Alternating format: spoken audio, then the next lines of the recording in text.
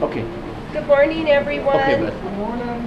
For those of you that are new, I'm Laura Jaramillo, the city manager, and we have with us Tony Boyd, the county manager. Good morning. And our format is typically we both talk about projects we have going to inform the community, and then we ask for feedback on any suggestions, insights, recommendations you as citizens have.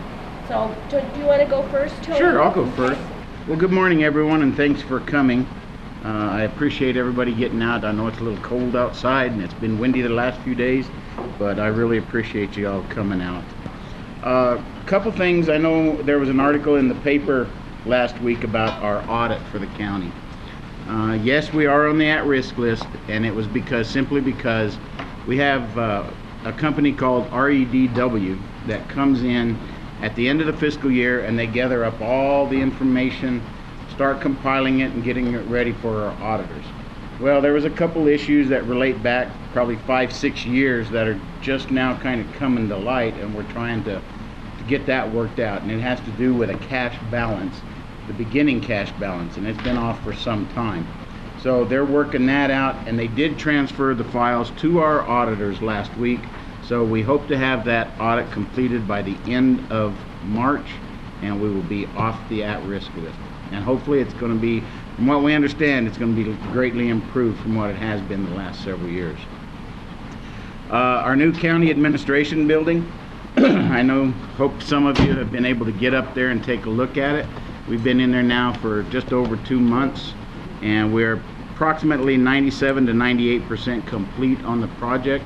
We're still waiting on some exterior tile to come in so they can finish the little bump outs, and then they can finish the roof caps. But everything inside is basically complete now. We're just working through little minor details of adjusting the heating and cooling systems and the thermostats and stuff like that. I know one thing that had been asked in our previous meetings was, what are we going to do with that sign up there? Well, I'm afraid we're not going to be able to do anything. It's not even on county-owned property. It's on the 3.195 acres on the east side of the complex that comes down, and it kind of cuts around the old bank building. And there's, I think, about a 50-foot section there from Roosevelt that goes up beside the bank building and beside where you turn in on that east turn-in to the complex. And that sign is sitting on that private property. And the commission decided not to purchase that land at this time, so we're not going to be able to do anything with that sign. We're going to begin our budgeting process this month. We've already asked our departments to look at ways to cut funding because we continue to watch and scream and holler and kick and make phone calls and send emails to our legislatures on all the budget cuts that we are anticipating receiving this year due to the state still being somewhere between $250 and $300 million shortfall for the next fiscal year. So we continue to watch that, and we're hoping that we'll be able to cut a minimum of 10 to 20% off of our budget to help absorb any loss of funding that we get from the state. Speaking of the old county, or the new county complex, we have a bunch of islands up there in the parking lot. And one thing I would like to do, and I'd like to get everybody's feedback today to see what you think of it, is I'd like to have community sponsors, whether it be an organization, a business, or even individual families that want to sponsor a small island in the parking lot area. We'll provide the gravel for it. We've already got plants, at least 2 plants in each one, but the families or whoever sponsors or adopts those islands would be able to design anything they want for it. If they want to put flowers in there, they could do that. If they wanted to put a xeriscape type system. What do you guys think of that? You think that's something that would, you think, go over with the community? That way the community has buy-in to it as well? Who would maintain it once it's planted and taken care of? Whoever adopts it. Like if I adopt it and I put plants out there, I have to go out and water them. No, not water. I mean, if there's weeds growing up or something, or you want to go trim, or in the fall when you cut back. But as far as watering, no, we've got it set up where in the spring we couldn't do it in the fall because it was too cold already. But we've already got all the stuff to put in an irrigation system. All they have to do is just run the lines through the the piping that's there. But you wouldn't water it every day or anything, no. You just plant it, we take care of the watering and everything from there. Just keep it clean, yeah. Okay. You think that's something that would be receptive? Sir? Where are the islands and how big are they? The islands are actually in the parking lot out front of the main complex, and they're probably... Not close to the street, but close to the building. Right, it's just in the parking areas, because half of that, there's a road, well, it's an access that you can come in from, that cuts it all in half, right behind the old Firestone building there. And they're just on the half that's up next to the building. I think I counted the other day, and I think I counted 14. I'd have to go recount, because I've had so much other stuff going on. There's about 14 islands. They're maybe 10 foot, 12 foot long by maybe 3-4 foot wide. So they're not very big islands or anything. And like I say, we've got 2 plants in each one. We've gotten trees and other native New Mexico plants from the New Mexico State Agriculture down in Los Lunas. We planted those in the fall so that they would take and everything. So once they're established, it should be no issue with watering those, because they're native plants and they're drought tolerant. Who do we talk to about adopting one of those things? Well, if it's something you think would go over, you can come talk to me and pick out an island, and what we'll do is we'll get a plaque made up to where we can put it in the ground, say that this island is adopted by whoever, whatever organization. Okay. Okay, that sounds good. So we'll work on that and get that out in the paper and get it out to everybody and see what kind of response we get. The old county complex, I've been getting a lot of questions on what we're going to do with that. Currently, we've moved in the county extension agent into the back portion of that building on the east side of it. Within 2 weeks after we moved out in December, we had an attempted break into the building, and luckily they didn't get in, but they did do some damage to one of the doors and the locking mechanisms. So we've moved them in, and they're just about set up. We look at, we're trying to work out a way we can put the Historical Society in there in the old assessors area. They've come and looked at it, and we're just trying to figure out how we can do a lease for services, because under the state constitution and the anti-donation clause, we cannot just let them come and use the space for free. So we're trying to figure out a way that they can go out and they can teach the history to the students in the schools, college, whatever it may be, put on certain stuff each year where they do stuff for the public, and in lieu of that, we will provide them the space. So who pays for the utilities then? County does, because it can't be separated.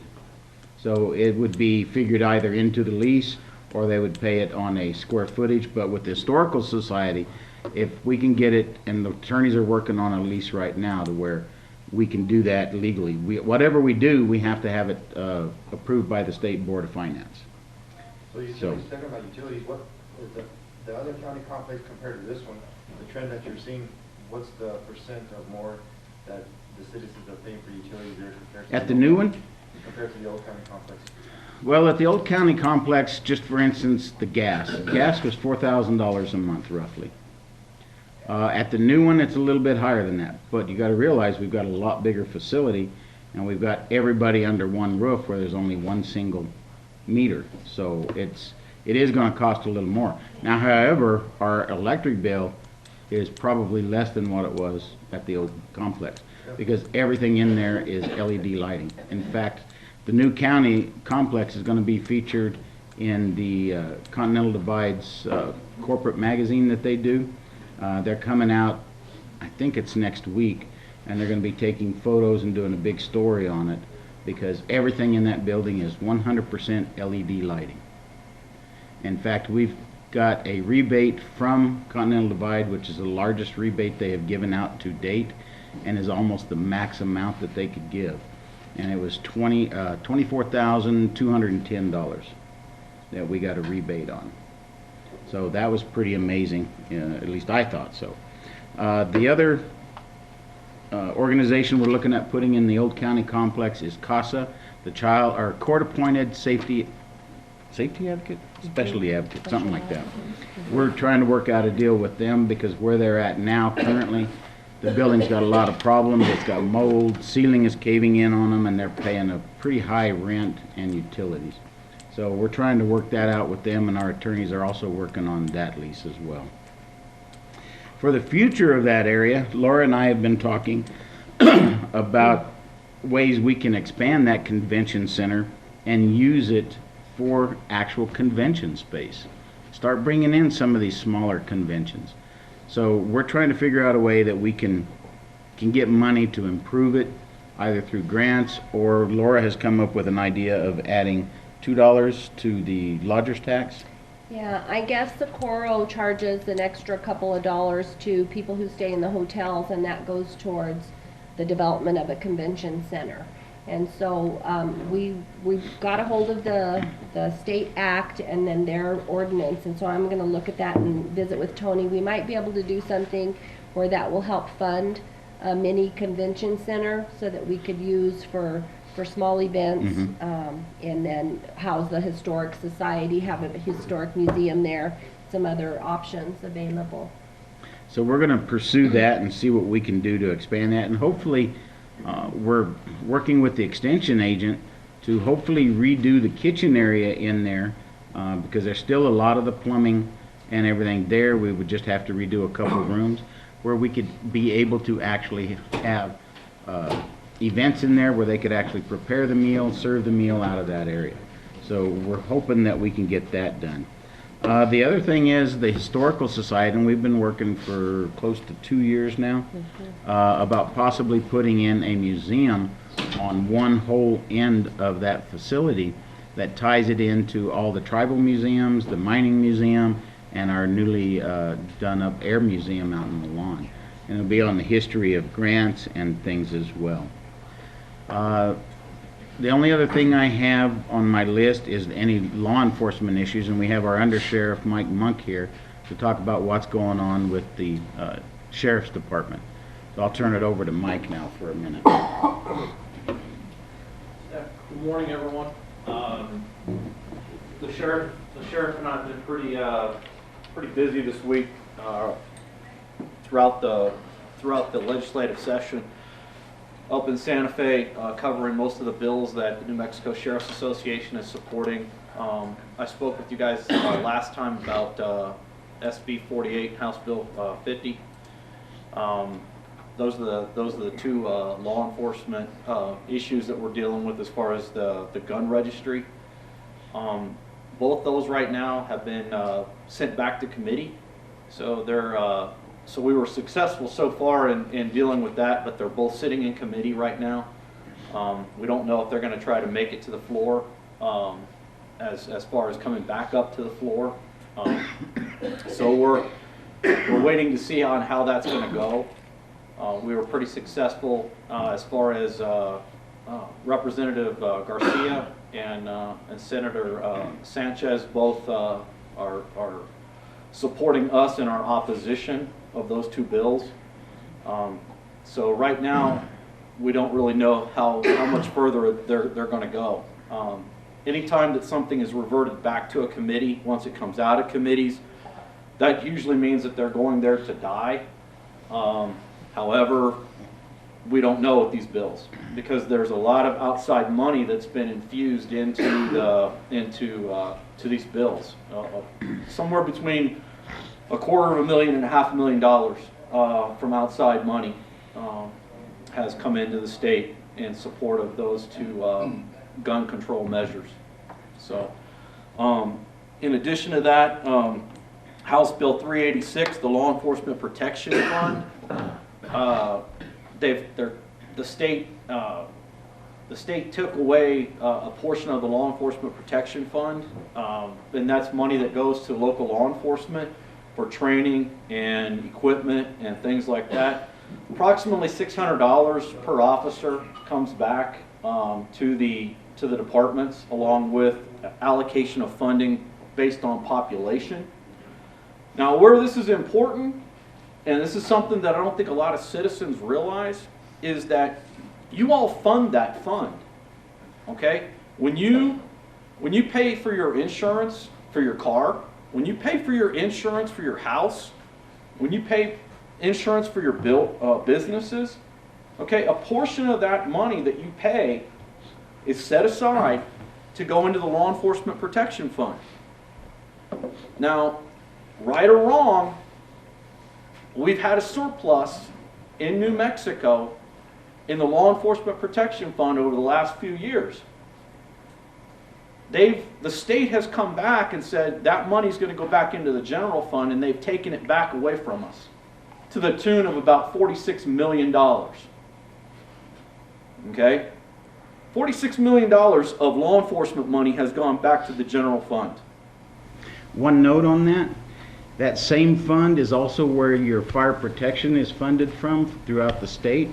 They pulled $70 million from all the fire departments throughout the state out of that fund. That means that those fire departments for fiscal year 17-18 will probably only get the base amount per their ISO rating. There is no grant monies available next year for the fire departments, and there may not be for several years. So what's happening is that when people buy insurance and that fund is allocated, there's a certain amount of money that goes into that fund. When they pay out the $600 per officer per jurisdiction, and then they turn around and they allocate based on population, whether they give you 10,000 or 20,000 or whatever the case may be based on your population. The excess money that's left over, instead of going to law enforcement, okay, it goes back into the general fund. So, and I know that most of you probably are saying, well, $600 per officer. Well, to give you an idea, on the law enforcement side, to train an officer, to uniform an officer, to put an officer in service, basically from start to finish, okay, to get them 10-8 out on the street to protect you, is about $100,000. So, buying a radio, for example, if we want to buy a radio and increase the radio, radios are somewhere between, say, $800 and up to $5,000 a piece. So that's $600. It doesn't go very far, especially when you're talking about, like, if we want to send somebody to training, okay, you send somebody to training. The classes nowadays on the low end are around $100, and on the high end can be upwards of a couple of $1,000, okay, depending upon the type of class that you want to send somebody to.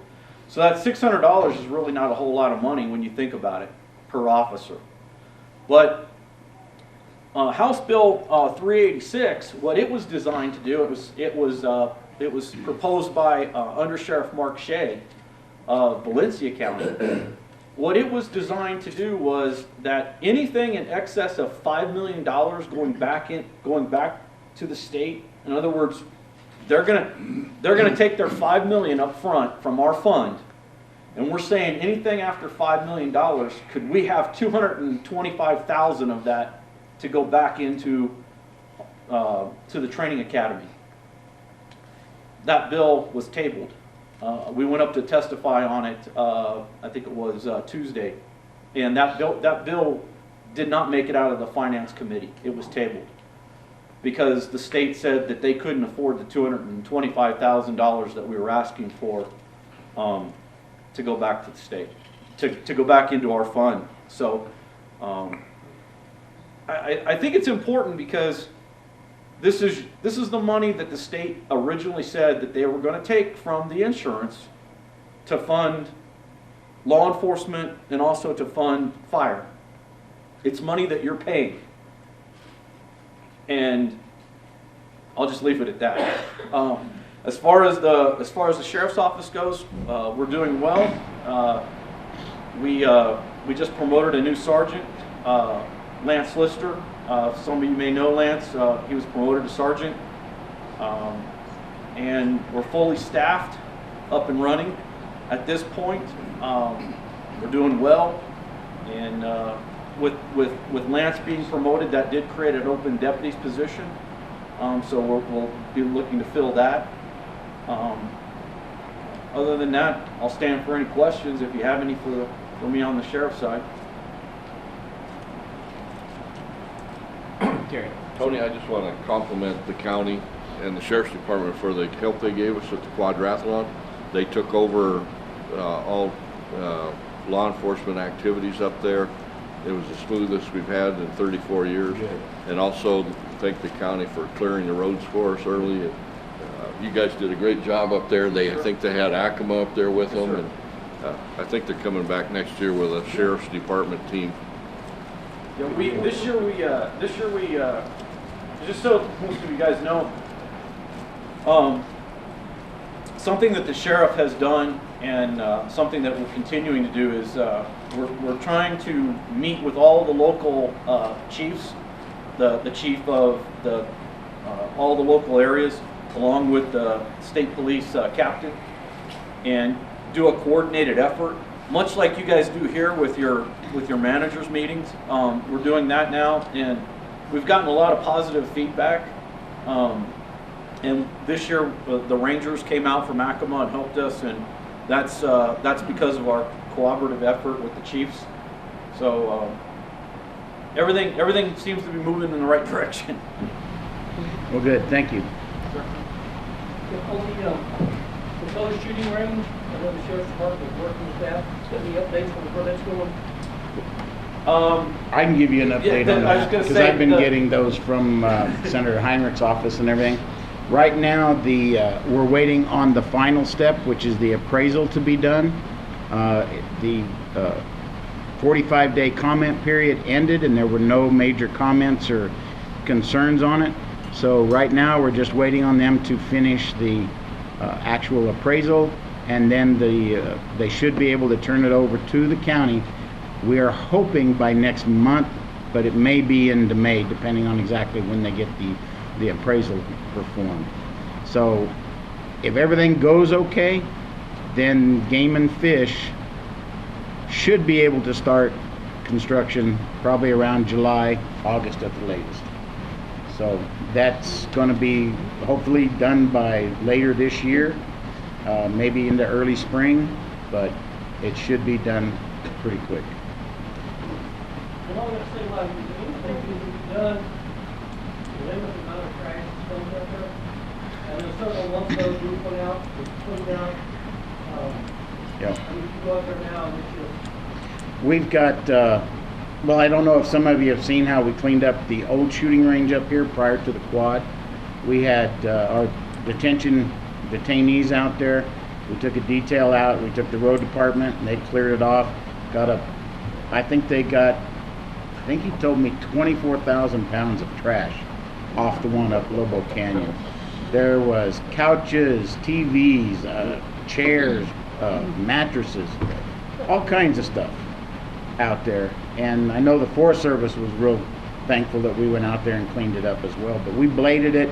They spend a whole day out there and did a fantastic job. Now this week or next, they're supposed to go out to the shooting range and start picking that up. But we have to be careful where we go out there, because there are some archaeological sites. So those will have to be cleaned up by hand and not by machinery. But once it becomes a range and we take possession of the property, we're probably going to put a gate up there with some fencing just as soon as we can, so that people cannot go in there without our knowledge. Well, they'll find a way somehow, because they'll drive around, they'll cut the fence, do whatever. But you're right, it has become just a dumping ground. We've actually had, I think Eric was involved. We had, how many cleanups out there, Eric? 2 or 3 in the last year? Yeah, 2 in the last year for sure. And continually, you'll go back out there 2-3 weeks later and people are dumping everything. They take stuff out to shoot at, use as targets, and then they don't clean it up. But once it becomes a shooting range, that will all be very well controlled, and nobody will be able to take anything out there, and they'll have to police their area up when they leave. So in the future, we hope to actually be able to maintain it a lot better than it has been. But once it becomes our property, that's when we can do it. Along those same lines, the city, we wrote a letter to the superintendent of schools and asked for him to ask his staff to address this with students, because we're seeing the same thing. We go out and do cleanups, and then 2 weeks later, those areas are full of trash again. Prime example is the Walmart area on those 2 empty lots. We've cleaned those a couple of times now, and it's still, so we'd like to do an education program with youth and try to start with the kids and, you know, try to teach them that it's not appropriate to throw your trash out, pack it out what you packed in, those kind of concepts. And then same with vandalism and graffiti.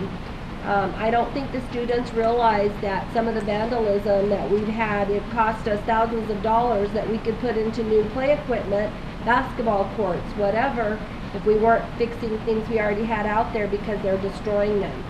So I think we need a strong education effort with the youth to try to start teaching them the importance of taking care of your community and taking care of public property and your own property as well. And help your neighbor as well. If the youth, there are some that do it, but we really need to bring back the concept, and Mr. Windhorst is famous for talking about this. Help your neighbor. If your neighbor's elderly or disabled or something and can't get out there and you see weeds or you see trash, go out, pick it up. Do the same here around town. I can tell you, every time I go to the mountains, I bring back more trash than what I took. Because when I go and we have a picnic or something, I'll clean up around the area. And we are getting the detail crews out more. I have Michael Dodds taking out crews since they are so short-handed out there. He's been taking out crews. One of the areas that really needs to be cleaned up, excuse me, is Elkins Road in Milan.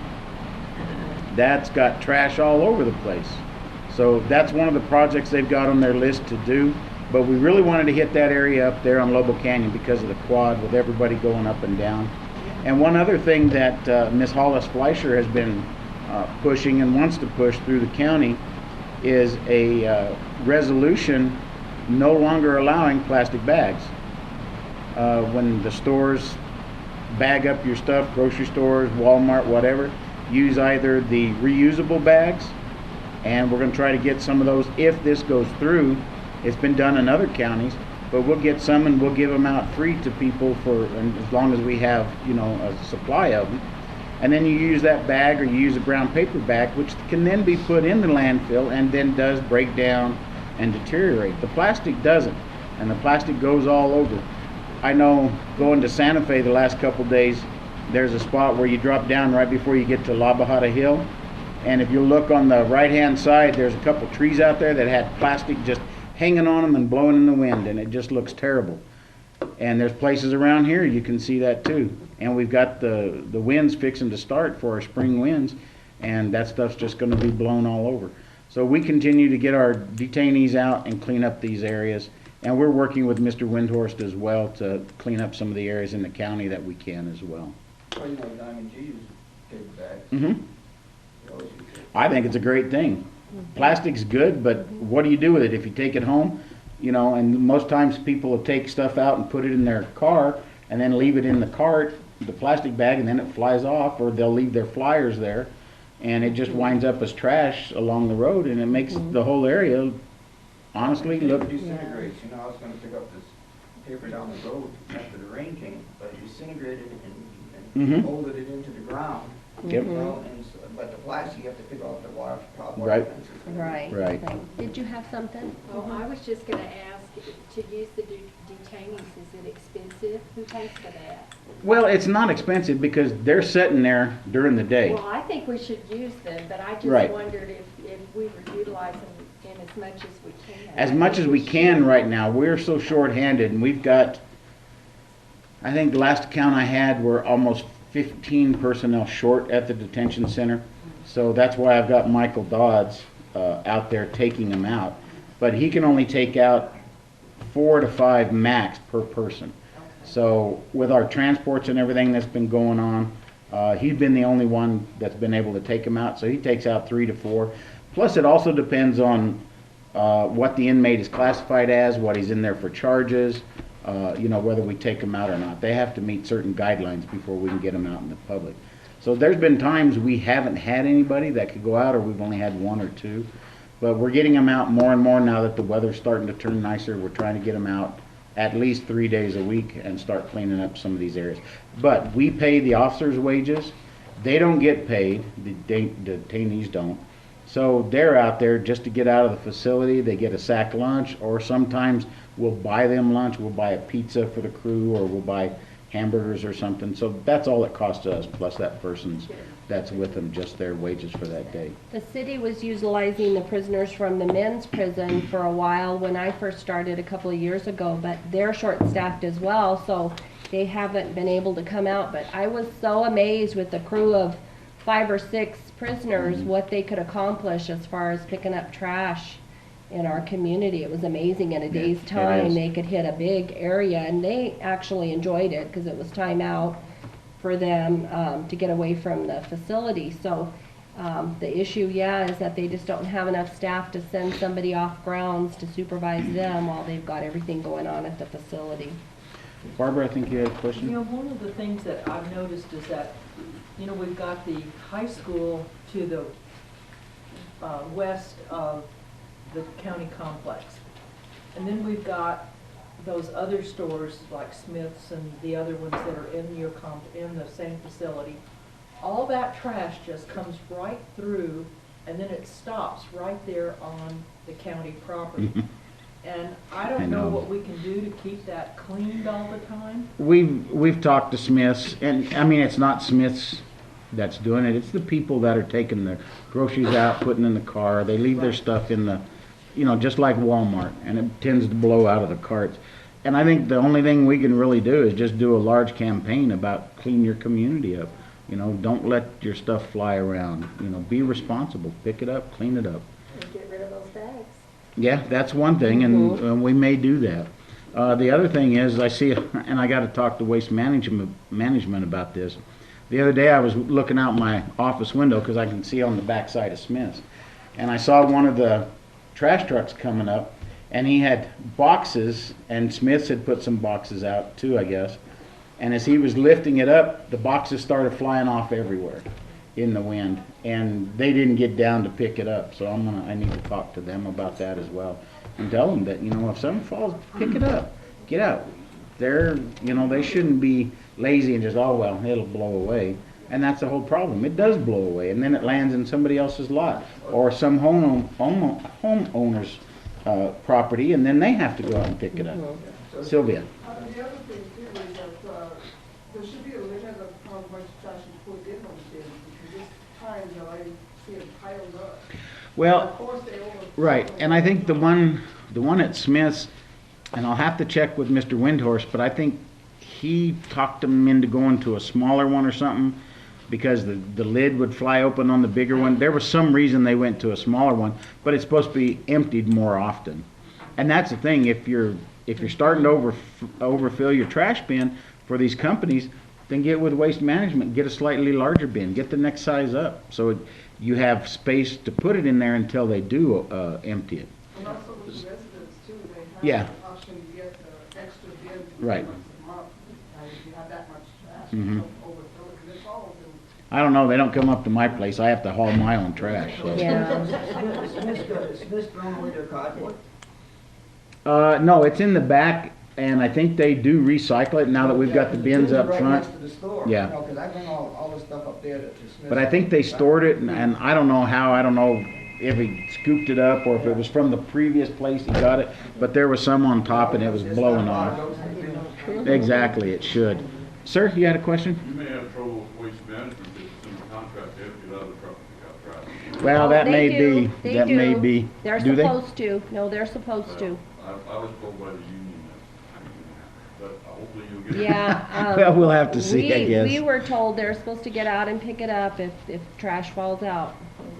Yeah. But I know behind our facility, we get papers, we get bags, we get cardboard, all out there, and there's a lot of stuff, and I need to get with Laura and get permission where we can cut down some of those old trees out back and everything in that right of way, so that hopefully in the future Clean we that can clean that up a little bit and even make another road. Well, does anybody have any other questions for me? I was just gonna wonder, what's ever gonna happen to all those tires that's piled up there in Santa Fe behind the post office? They're scheduled for one of the cleanups as soon as we can get some more money through the RAID grant. We were able to do 3 cleanups this past year. One was property in San Rafael, south of San Rafael. I think it was the old Mr. Cooper's property. He had taken tires and stored on his property, and then I guess he passed away, the wife sold it, another person bought it, and we were able to get that cleaned up through a RAID grant. We also did the tire cleanup at the Uranium Capital Speedway because they used to have those tires, so everybody was used to dumping them there so they could use them in the corners. Well, now they have different type barriers. So people were still dropping off tires even though they'd clean them up, and it just got too much for them. Yeah, that one's been about 5 years now. Yeah, so it's one of the ones that we hope to get money for in the future. And then the third cleanup was out in Limekiln Canyon, where we're going to be doing some of that cleanup as well. So, any other questions? Terry? Tony, just a suggestion, I don't know if it'd do any good to have the code enforcement officer write those people that own those signs and tell them either maintain them or take them down. On what's that now? Your signs up at the new complex. Oh. You just have the code enforcement officer write the owner. Actually, he said that in the commission meeting that he would go talk to him and see if he can get him to do something with that sign. Because it's in pretty bad shape, and we had plans to redo it if we were to acquire the property, but at this point, the commission voted no on purchasing that land, so. So the one sign as you come off Lobo Canyon and if you turn into the Smith's parking lot to the right, Now, that one's on ours. that one, That one is is that on something our you guys property. can do? We can do something with that. It'll probably be this next coming year, but that one is ours. But the one on the east side by the old First National Bank building, Uh-huh. that one is on their property, so we won't be able to do anything with that. Okay, yeah, maybe we can work with Mr. Windhorse, see if he can put some pressure to do something. If they fine people, I'm sorry, they'll fine you if your weeds are too high. So Yes, maybe yes, just start yeah, we with need to really enforcing. Come on, be tough on that do because something about it. I agree. I've been looking at our gross receipts tax and how we're doing this year. We've been very worried with the economy and some layoffs that we've had, whether our gross receipts would go down. The city is funded primarily through gross receipts tax, and those are the taxes that you pay when you buy something at the store. And I looked at the half-year mark through December, and we're actually 50,000 ahead of the past couple of years. So I was happy to see that because we've been worried on, you know, if our income's going to be going down. So we're holding steady. Our lodger's tax, however, has gone down a little bit. You know, the Red Lion is closed. The lodger's tax we get off of the hotels. It's a fee that people who stay in the hotels pays, and it goes to the city to turn back around and try to do activities and events and facilities that will increase tourism and get more what they call heads in the beds. And so that money is down at the quarter mark. It was down about 15,000, so we're watching that closely. Most of that money goes to our nonprofits such as the Chamber, the Mining Museum, Main Street, to help the activities that they do. And so we're looking at that and trying to budget wisely. The Lifelong Learning Center, which is the new library, they've been working on that, and they're working on the inside, so you don't really see a lot happening. You can see some debris piled outside that they're taking down, but they're mainly working on the inside right now. They're coming with a proposal to the city council for a change order, and the change order is things that we've asked them to change in the design. That will be on the next council agenda.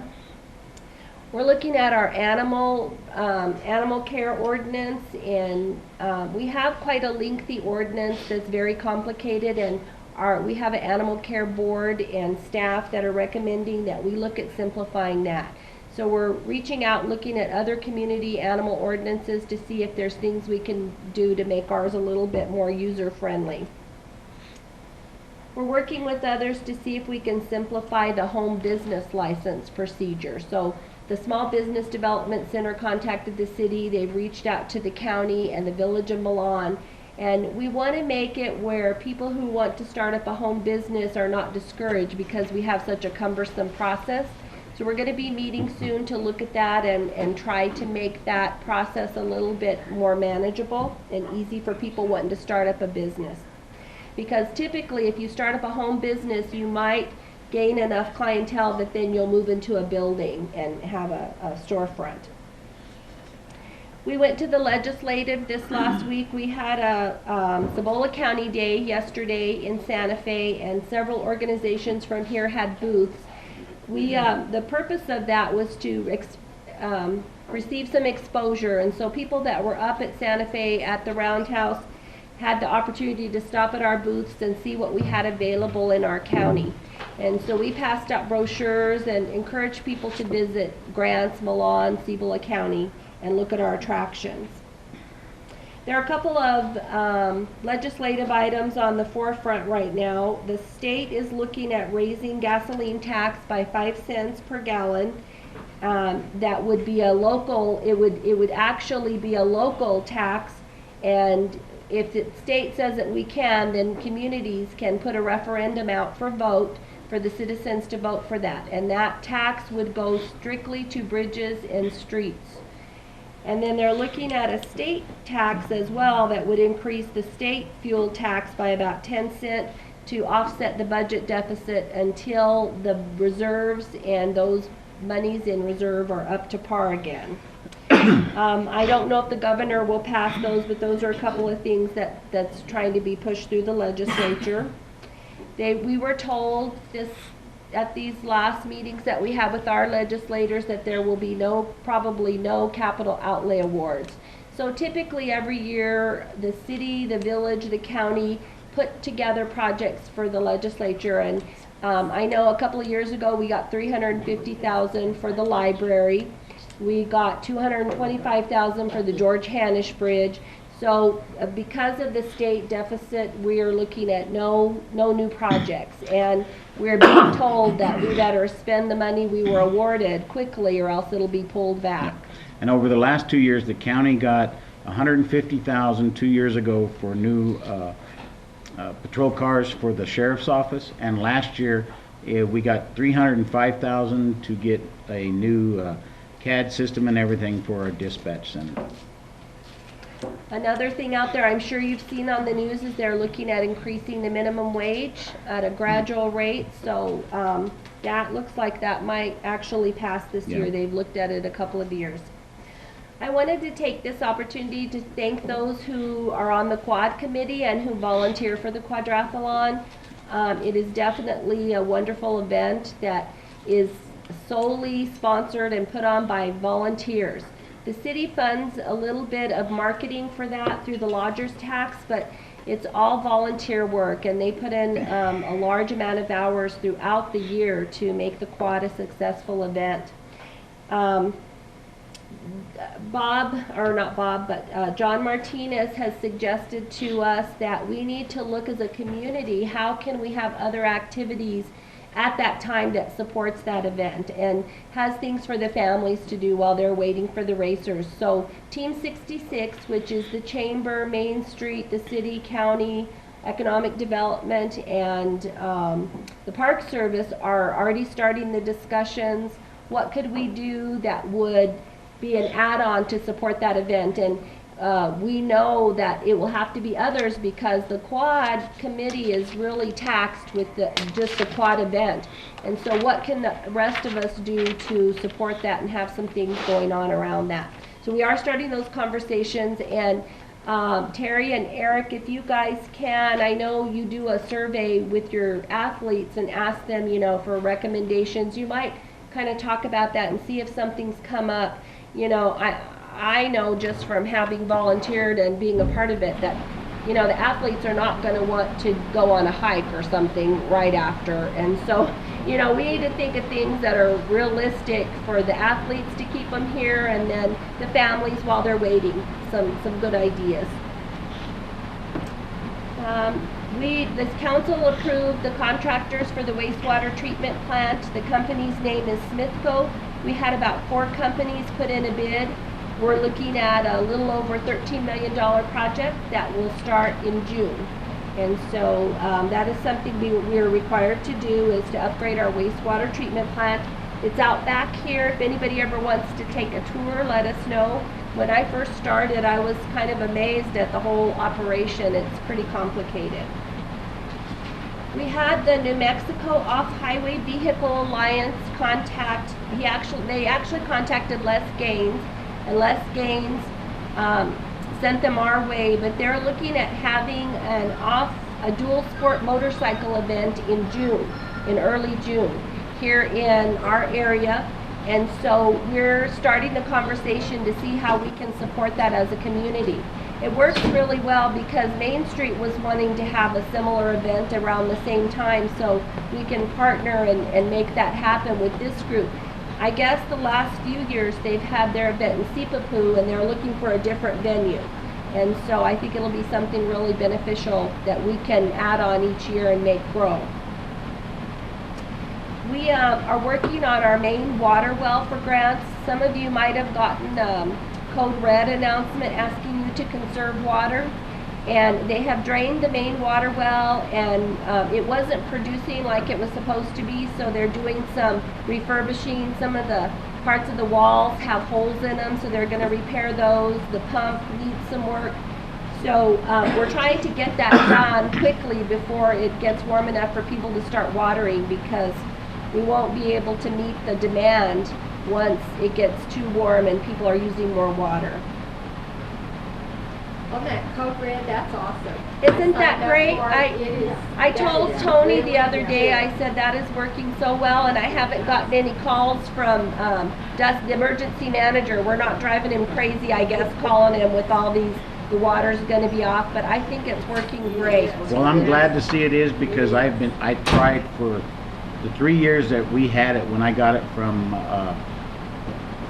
the coal mine. They gave us the money to get it initiated, and it taken this long to get everybody to buy into it, and I'm glad it's coming together. Now we need to push the schools to come on board with it. We're making upgrades to the golf course. Our maintenance department right now, we have some outside bathrooms that are over on the end of the golf course when you're far away. They're getting pretty run down, so they're replacing some of the fixtures, doing some painting. We're getting some quotes to redo the bathrooms in here and upgrade them. They're getting pretty old looking. And we just want to make sure we feel like this is a true asset to our community. I know I came to eat lunch here, it's been about 4 weeks ago, and we just stopped by on a Thursday to eat lunch. Both parking lots were full. And I thought, wow, they must be having a tournament, because I know they have high school tournaments here too. And came in, they said, no, it's just a nice day out and people are here golfing, and there was a lot of people here that day from Gala. So Steve Owen had forwarded me the TripAdvisor reviews, and there were only 3 reviews, but they were excellent reviews of our golf course, and it talked about our nice, unique community and how friendly the staff were, and so I was really pleased to see that we're getting some good reviews, not only for the golf course, but for the town. I've been going out in the community, and the first thing I hear is, why are you trying to get rid of the golf course? We are not trying to get rid of the golf course. It's just a myth that people are talking about. In fact, we're working on improving it more instead of taking it in. But last night I got approached by a very prominent person here in town. And they said, why are you trying to kill the golf course? I said, number one, we're not trying to kill the golf course. We're trying to make it a community golf course and a destination to bring more money. So let's just make it clear that we are not trying to shut down the golf course. Yes. Yesterday at the stone company there, I was watching the TV having a session started. And I had 2 people come by and say how wonderful that course is. So their daughter is one of the most oldest students. And they come by and they told me that they don't hold programs. They come to play golf here because they love the way the course is. Yeah. She's in college, she's having golf. So I'm like, that's wonderful.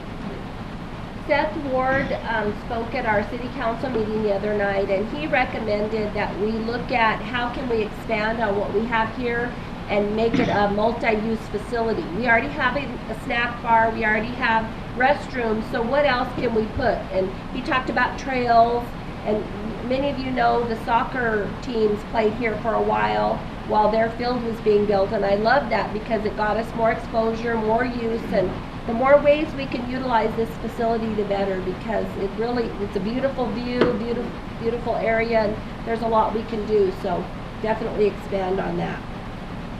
I'm getting ready to put out some bids for a Pioneer Park, and I think I've mentioned it.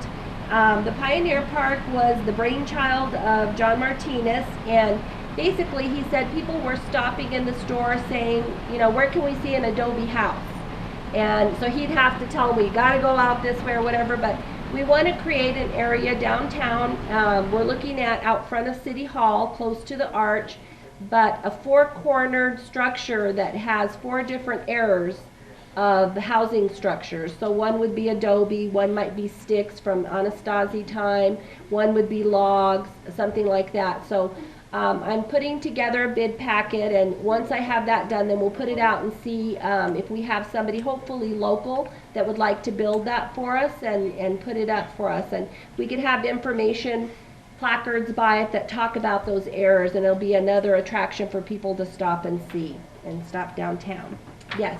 Thank you so very much. So I'm working on it, Bob. It's on my list of a million things John. to do. I'm John, I keep calling you Bob, John. What's your name? Yeah. Yeah, what's your name? And the other thing, we're trying to get our water tanks painted. So there's 2 up on the hill, up above Grants High School. So we want a pirate on one of them, and then the other one we want the City of Grants logo. So I'm getting ready to put out a bid packet for that. One of them is in pretty rusty, so we just need somebody to paint it first and get it looking good, and then we'll get an artist probably that will do the emblems on it. We're already signing contracts with the Vector Control, which is the mosquito control. They start this time of year and they go out monitoring. Over the last few years, they've put out fish in various standing waters throughout town. They start testing the soil to see if there's eggs, things like that. But the Vector Control is typically a 5-month program that we pay for, and it costs the city $85,000 a year. It went down a little bit from the last few years because he now has the contract with McKinley County, and so because he has to travel this way and the cost is for his travel is split among all the region, and so it helped us. It brought ours down by about $2,000 per month. And the county uses the same one as well for out in the county area. And the Village of Milan, we all use the same, and he treats the whole area. We try to put out that information because constantly we get people saying, oh, they're not doing anything, but we guarantee you that we really are taking that serious. We don't like the complaints either, and I have granddaughters that I know 1 year they got eaten alive by mosquitoes, and so we have to live in the same neighborhoods as you do, so it's very important we get that under control. We've put in applications for road funding, and so the DOT has money available typically every year. They have what's called MAP funding and then a different pot for road funding. We've put in applications to try to get money. Our 2 priorities for that were to finish First Street and to finish Second Street. We have the designs done, and so I heard today that Donald Trump may be putting out money through our congressman, and so for shovel-ready projects, so we need to be ready. I got a bridge for them. Yeah, so they may be asking soon, so we have several shovel-ready that we can put out there and ask for. Say that, you know, Mountain Road could just be paved. Right. That infrastructure was put in about 8 or 9 years ago. It's all new pipes. That's Right, why so the we don't water- have to do all the sewer lines, you're You just have right. to cover it, yeah, that's all you have to do. We just hired a new police chief, Marty Behill. I think we talked about that last time. He started yesterday, poor guy, and hit the ground running. Yeah, you know, he's got a lot on his plate, but he hit the ground running and already had been doing stuff before he started. We have 3 officers that are brand new that we have at the police academy right now, so we're a little bit short-staffed, but a couple of them, one of them had been a administrative assistant at the office, a female, and 2 others had been our service aides. So the service aide program is helping us to grow officers that want to be certified, and so we've got 3 at the academy. I'm going to be putting an ad out soon in the paper about those vendor booths at Fire and Ice Park.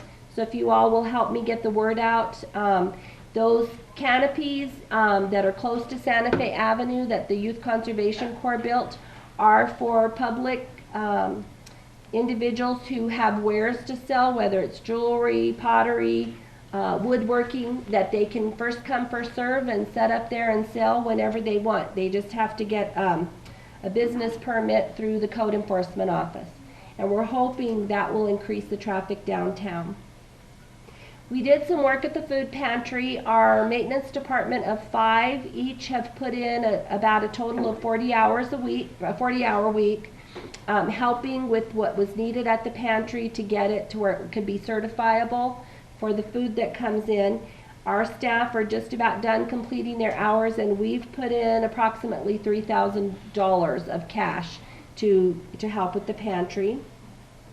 We're working on a new sign as you come into the east end of town. We have a sign there, it looks kind of worn out on that little triangle park.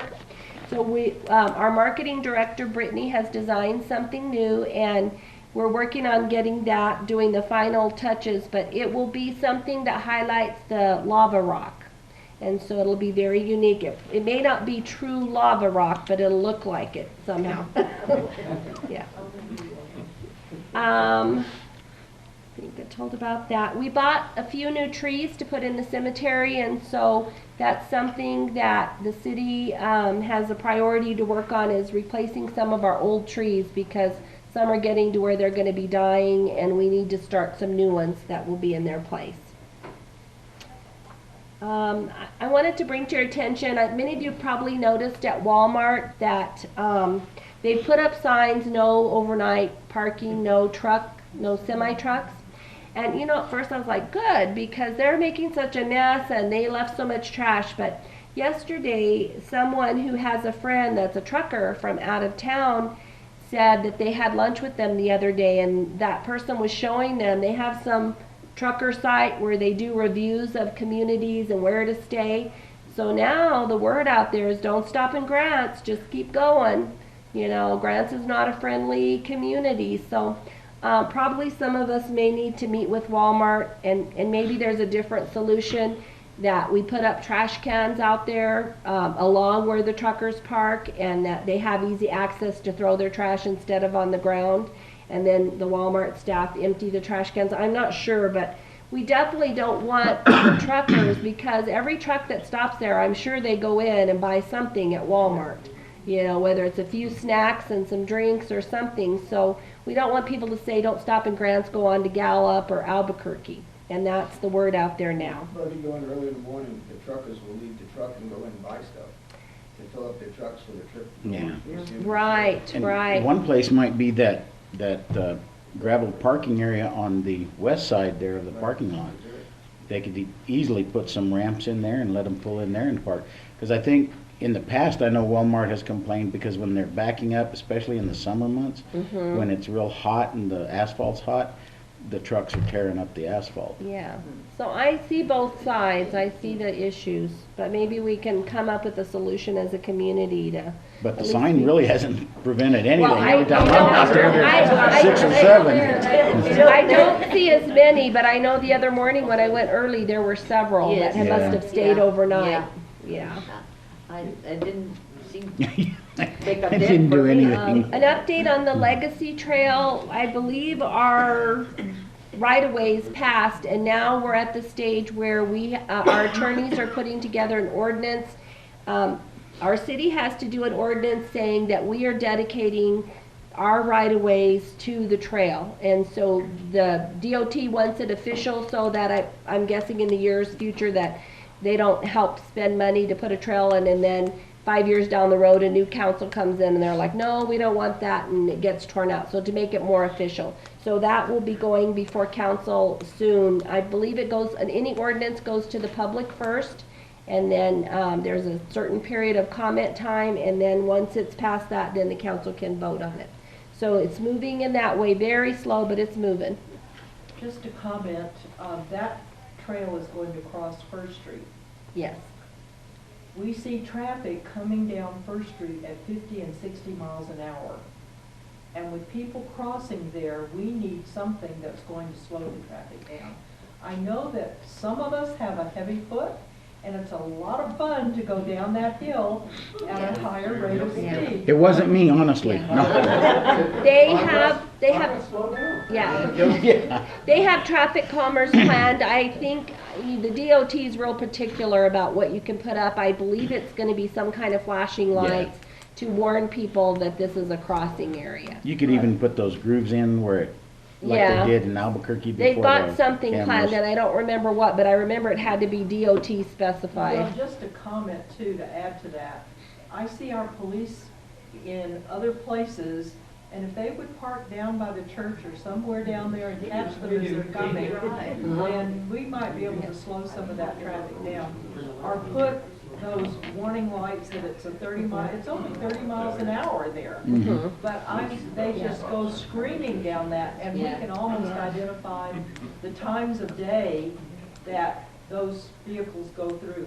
Right. It's an habitual thing. That's been one of my directives to the new police chief. I don't want to see vehicles at the office. You know, during the day, we have detectives there, but in the evening, there's no reason any officer needs to be at the police station. They have computers in their car, they can do their reports. Even if they're out patrolling in pairs, I'd rather that than them sitting at the office. I'm not sure, I'm guessing they're visiting. But I've said we don't want that anymore. There's just too much of that. They need to be out patrolling. Oh, that Sonic, the old Sonic, somebody needs to do part of the awning and everything that's blowing off and everything, that's looking pretty trashy too. Yeah. So I'll tell Mr. they- Windhorse if we can Yeah, they- communicate with them. I'm just afraid with that awning going off, somebody's gonna get hurt. Yeah, it's starting to get And bad. one thing that's a pet peeve of mine is at Walmart, going back to that, every time I'm out there, there's 3 or 4 cars parked in the fire lane. And they're sitting there, they drop them off and they sit there and they wait. And that's a, That's my pet pet peeve peeve of too, when people are parked up I think there they in need the to way. patrol Yeah. out there a Well, little when more. their smokers are out there, the employees, they can go out while they're smoking and tell the people to move. Yeah, can't park here, yeah. Yeah. Real quick, I wanted to see if you had any feedback on how this process, this forum, Coffee with the Managers, might be improved. Do you want a different time? Do you have any suggestions? We're open to how to make it better. Yes. I was at the first 1 or 2 meetings like this, and it's 4 or 5 people, and have been here for several months, but to see this number of people come out and the information, not just the city, but the county working together, I think it's doing great. Thank you. Thank you. Yeah. I think it's great. It gives me an opportunity to really bitch about stuff.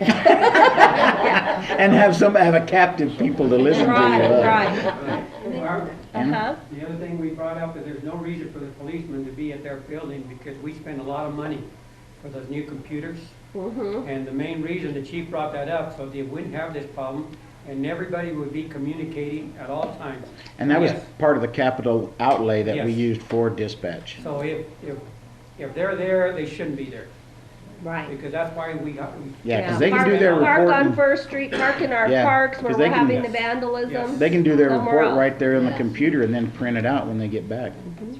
They're doing a good job though at the parking lots. It's not, you know, the other thing I was gonna say, that flood control ditch behind First Baptist in the county, Mhm. at the title building. Yes. Okay, that ditch, you know, flood, Tony knows when it flooded, Mhm. before when there was no cattails in it. Yes. It came up right up to the title building. Is there any process in? figuring Yeah, out? we have to apply for what's called a 404 permit. I've Yeah. submitted the To the Army Corps of information to Engineers. the Army Corps of Engineers and I'm waiting. You know, it's kind of similar to the DOT. Right. The DOT has all the authority over Santa Fe Avenue, First Street, Roosevelt, but we have to maintain it. And I'm just like, well, how does that work? Same with the Rio San Jose, the Army Corps of Engineers has the authority, but yet we have to maintain it, but we have to get their permission to Yeah, do but the that. flood control ditch, Yeah. do that, and because when it flooded, you would call it a parking lot plus the title Mhm. company back, Tony knows. Yep. Right, I saw that There's- as well. And the cattails weren't there then. But what I was gonna say is that I was looking at it the other day, and can they burn the old cattails? Because the new Nope. cattails are coming up. Is there any way they could just burn off the top ones, the old ones from last year?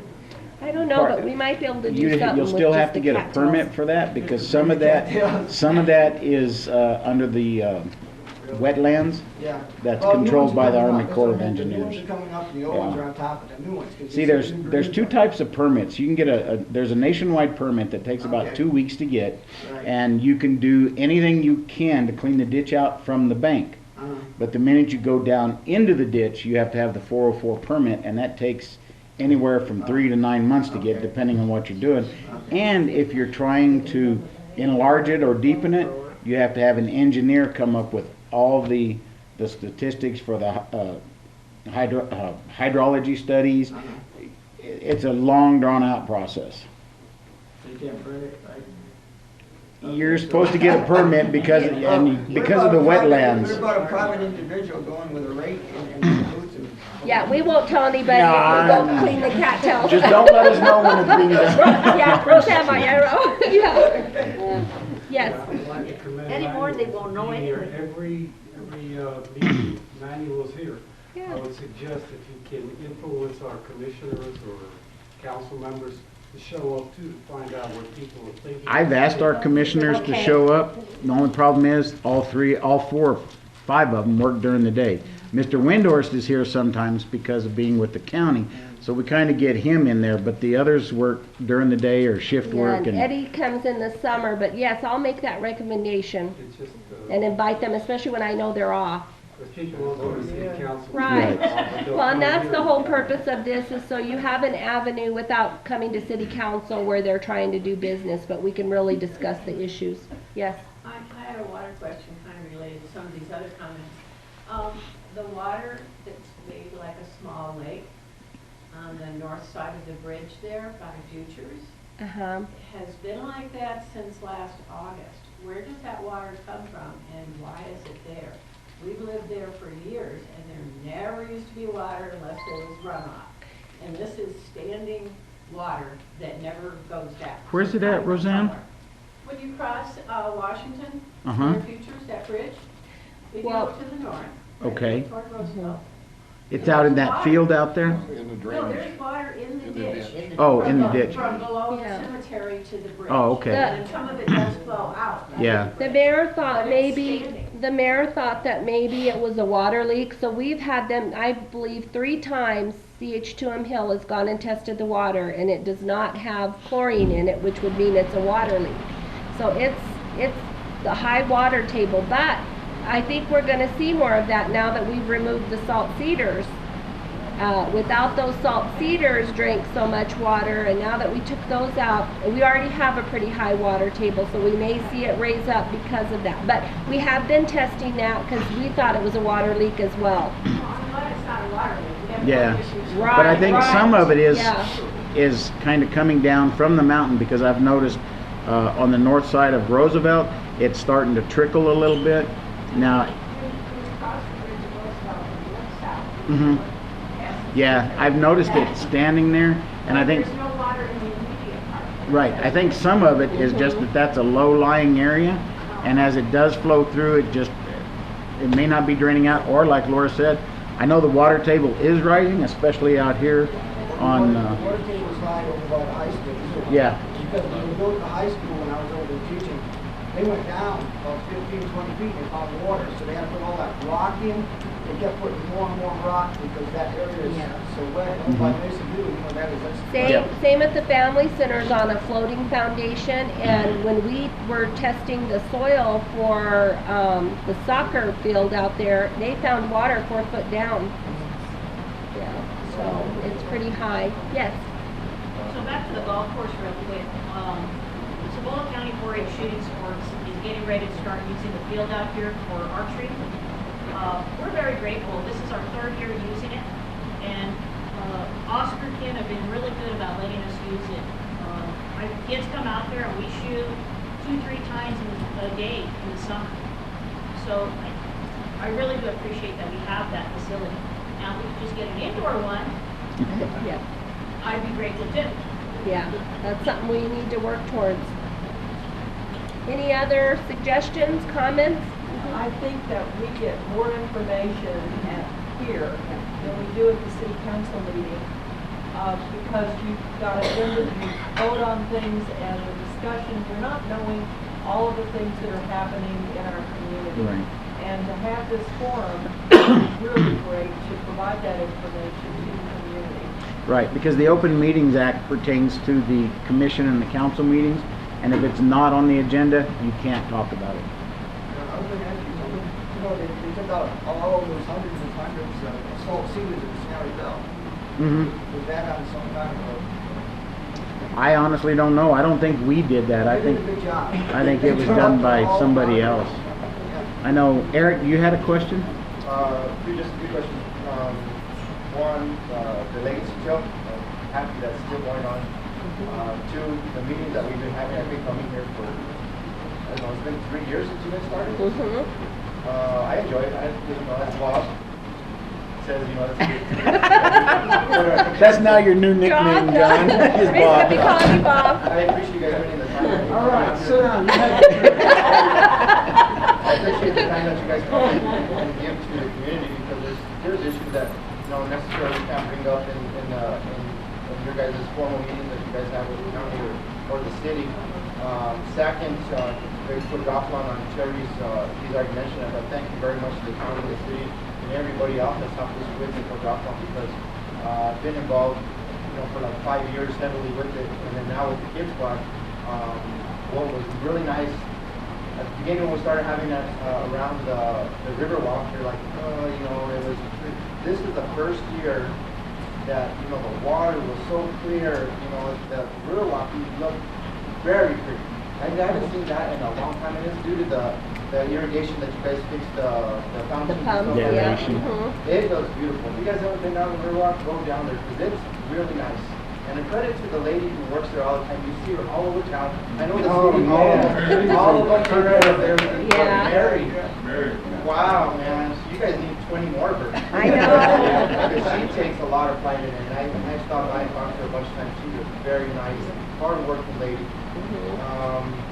The other thing that I know Lobo Canyon is on the DOT side, right? From Smith's to the prison, or all the way up.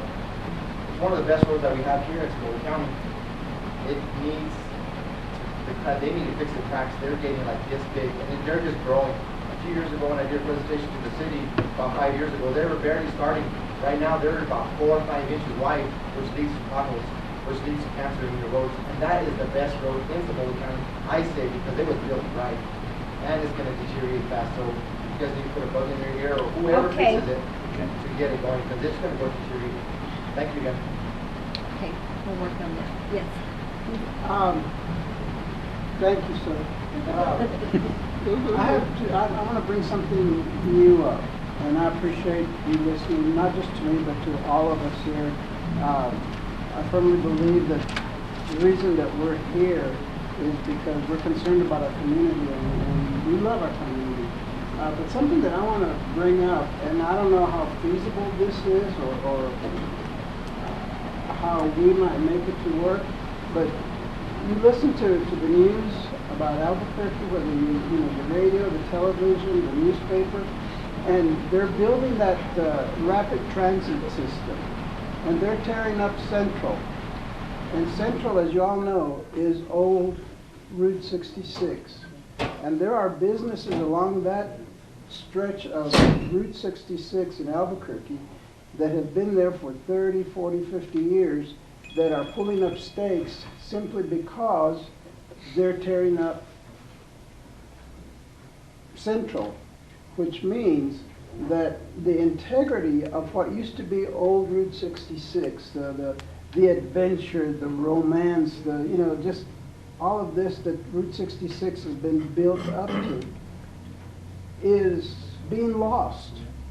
And a lot of these businesses that are going out now had been built up because of Route 66. Has anybody ever stopped to think what an open letter to the businesses along Route 66 in Albuquerque, inviting them to come to Grants and see that Grants still has that sense of adventure, the romance, everything that Route 66 has been built up to.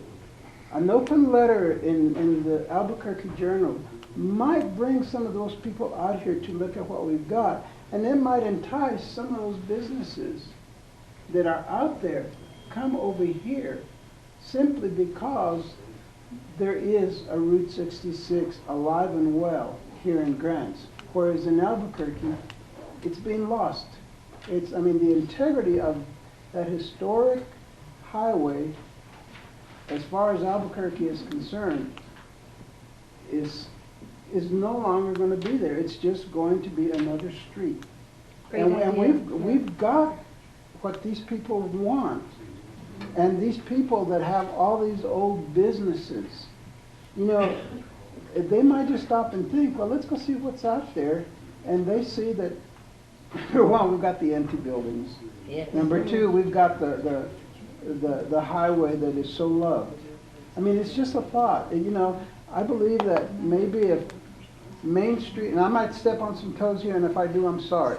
But if Main Street, the chamber, economic development, the county, the city would get together and formulate an open letter and run it in the Albuquerque Journal, and it just might get 1 or 2, 3 or 4. Who knows? It's a chance. We're at a point now in our life as a community that we're having to do something. We're having to think out of the box.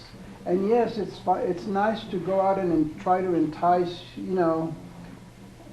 Texas Instruments to come here. Bring Kerr McGee back. It's not. But what about the little businesses? Entice them, give them some kind of a,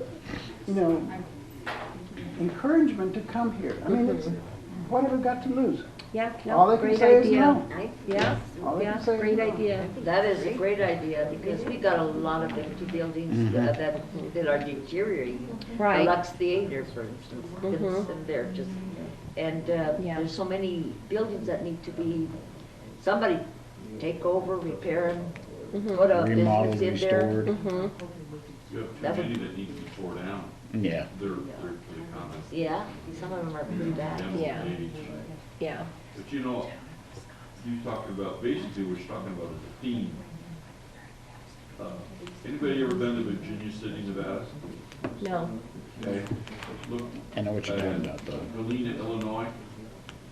Those towns stayed, Virginia City, of course, the old Bonanza. Mhm. I lived in Carson City. We used to, when our girls were little, we'd go up there because it's still got boardwalks. We're talking wooden boardwalk, it was Western. That was their theme. And they drew visitors from all over the West. Galena, Illinois is President Grant's, I think, birthplace.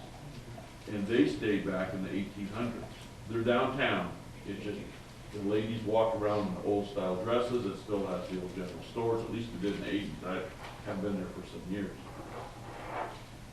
We're so close to 40.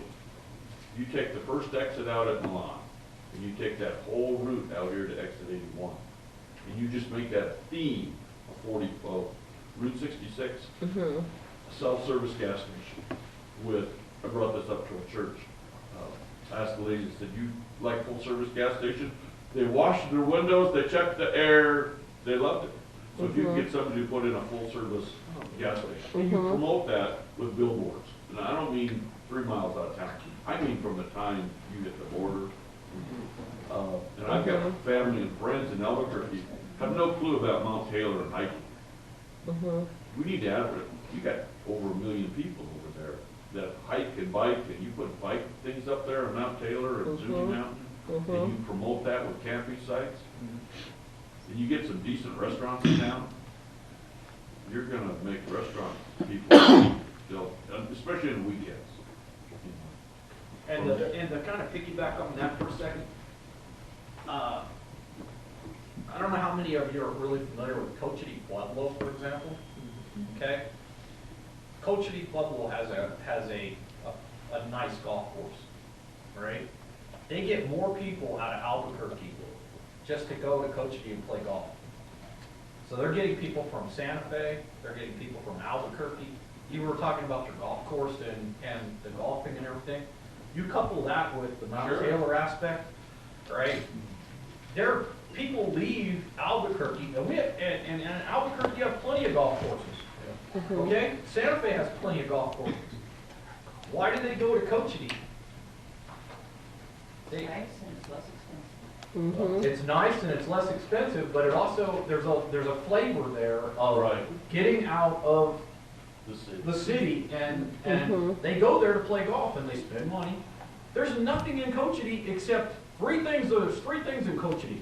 You got the reservoir, the dam, the little lake there.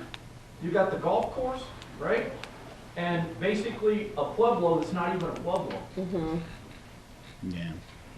So I piggyback on the golfing and the Mount Taylor aspect.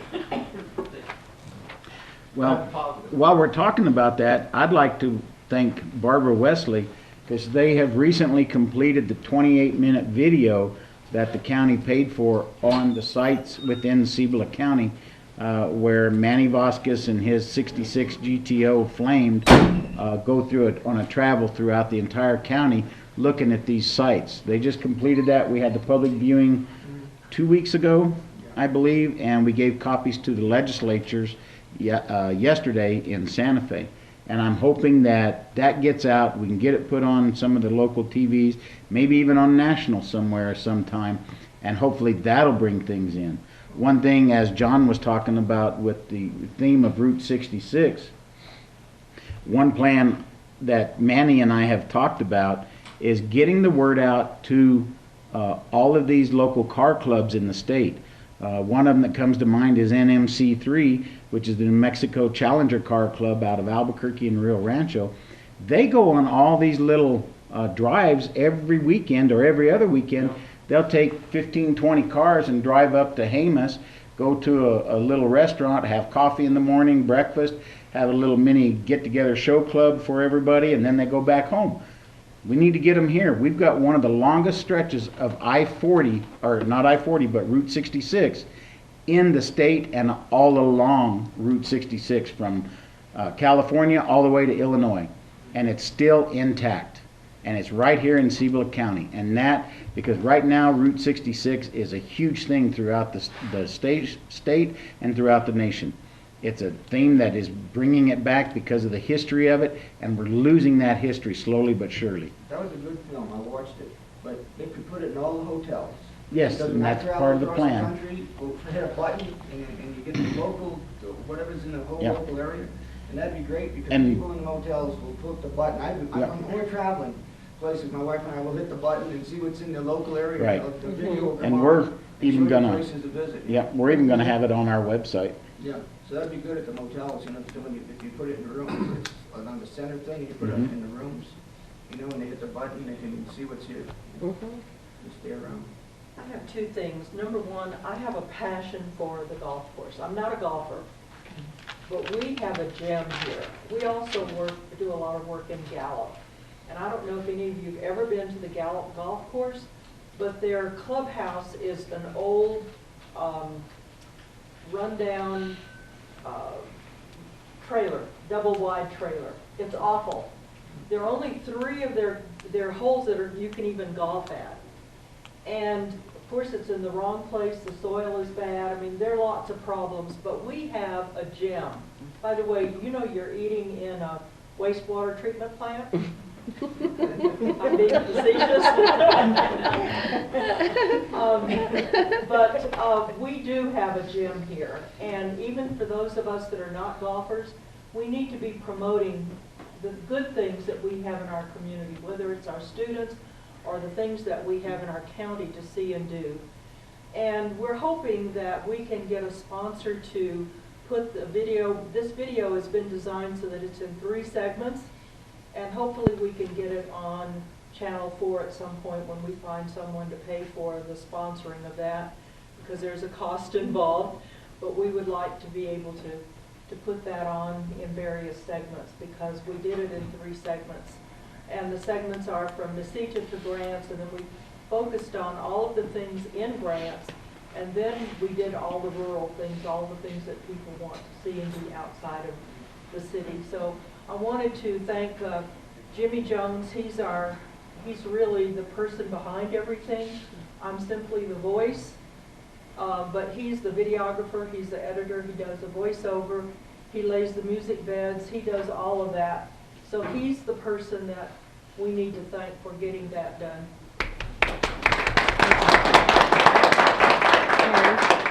Laura, I just want to mention for the public, you know, between the mining museum and the chamber, we spend almost $200,000 a year promoting the Route 66 seeing we have 17 billboards out there.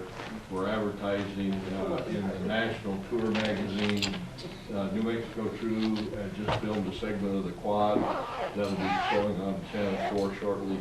So there's a lot of activity going on to promote grants that people in town don't see because we do it out of town. Right. We had, just got our numbers back, we had over 8,000 visitors last year at the museum. So that's a lot of people. Our overall program with Team 66 is putting all the assets together. So there's a major program out there for tourist promotion, so the people in town, just so you're aware of that. I also wanted to thank the city for the help we had with the quad, particularly the street department, with 2nd Street being closed, with some real challenges diverting traffic up Roosevelt. It's the first time in 34 years it ran smooth. They got all the signs out. In addition to that, I mentioned to Laura, just so y'all know, they put up our crosswalk signs and painted the crosswalk so we can get the tourists across the street at the museum. So I want to congratulate the city on the excellent work that they're doing to promote the area. Thanks. Okay, thank you all. Thank you for Appreciate coming. coming. Thank you very much. This is great. This is